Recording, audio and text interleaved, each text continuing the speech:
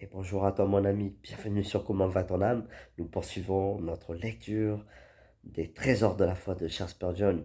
Aujourd'hui nous sommes le 28 juin et voici ce que le Seigneur a en réserve pour ton âme en ce jour. Parce que oui, comme le dit la parole, c'est aujourd'hui encore un jour que l'Éternel a fait.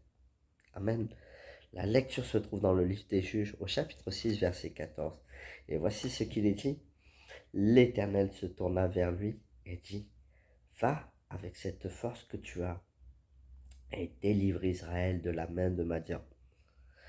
N'est-ce pas moi qui t'envoie? Et je répète, l'Éternel se tourna vers Gédéon et lui dit: Va avec cette force que tu as et délivre Israël de la main de Madian. N'est-ce pas moi qui t'envoie? Et voici ce que le frère Spurgeon nous partage à propos de ce verset. Voici le texte et le suivant. Quel regard que celui que l'Éternel posa sur Gédéon!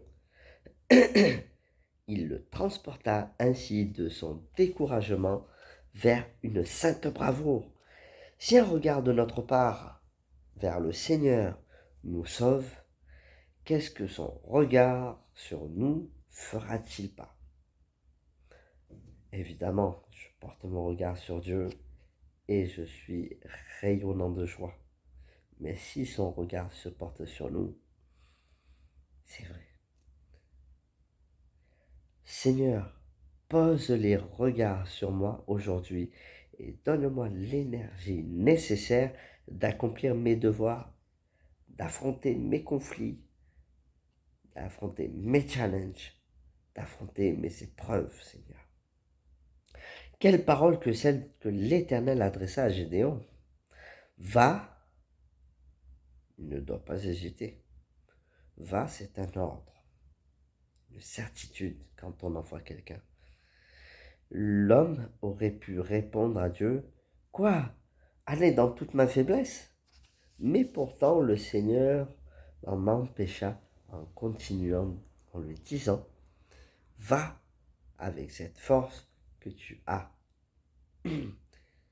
Le regard du Seigneur avait placé et implanté de la force en lui. Il ne restait plus rien à faire à Gédéon sinon que de l'employer pour sauver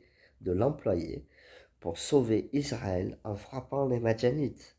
Il se peut que le Seigneur a plus à faire par mon moyen que je ne l'ai jamais imaginé.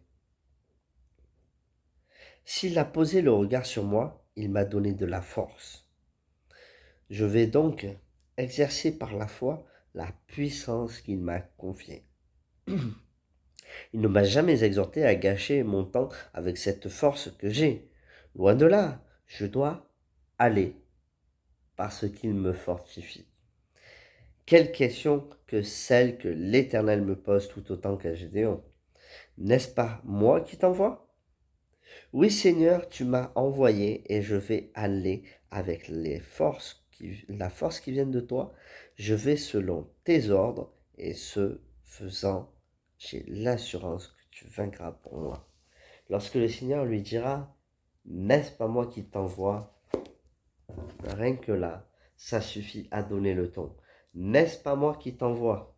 Et oui, lorsque le Seigneur envoie, il nous a prouvé par tous les témoignages de l'Ancien, du Nouveau Testament, mais encore dans ta propre vie, si tu regardes en arrière à tout ce que le Seigneur a fait pour toi, n'a-t-il pas déjà pourvu pour ta vie? N'est-il pas déjà intervenu pour le bien de ta vie? N'a-t-il pas fait en sorte que ton intégrité et ta foi ne soient pas écorchées?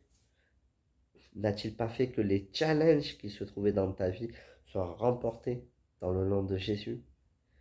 Les épreuves, la maladie.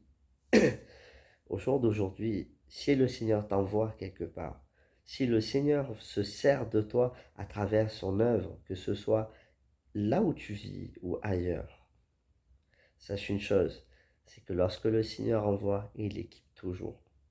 Il équipe toujours. Il faut savoir que lorsque le Seigneur a envoyé Gédéon au front, à la base, l'armée de Madian était de 135 000 personnes, 135 000 hommes, et l'armée d'Israël était d'environ 30 000 hommes. Et pourtant, ce que le Seigneur va faire est surprenant puisqu'il va pousser Gédéon à faire le tri dans l'armée d'Israël jusqu'à ce que finalement il finisse au nombre de 300. Et c'est au nombre de 300 que l'armée d'Israël, gouvernée, dirigée par Gédéon, remporta la victoire auprès des Madianites. La victoire n'est pas une question de moyens matériels. La victoire en Jésus n'est pas une question de moyens financiers, matériels, de nombre de personnes. Le Seigneur l'a dit, lorsque 2 ou 3 sont assemblés en mon nom, je suis au milieu d'eux.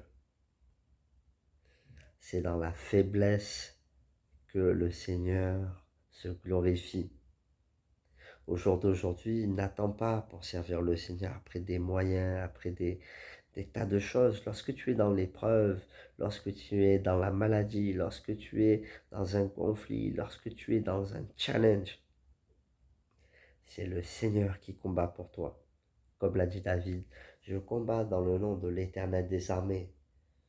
Les Philistins se sont appuyés sur ce que les yeux voient, le géant Goliath. Et pourtant, c'est un enfant qui a mis à mal l'armée des Philistins et fait tomber le géant Goliath.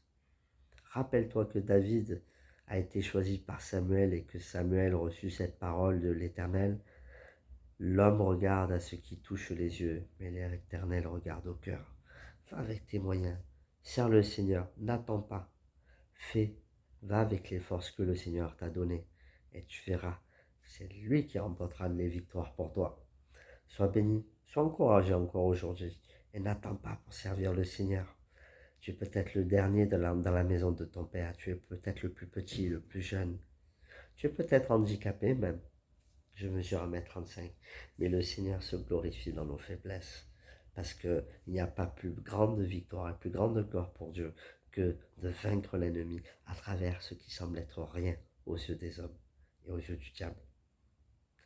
Gloire à son nom. Sois béni mon ami, et je te dis à demain pour les trésors de la foi. Nous poursuivons les lectures des trésors de la foi et ces encouragements merveilleux.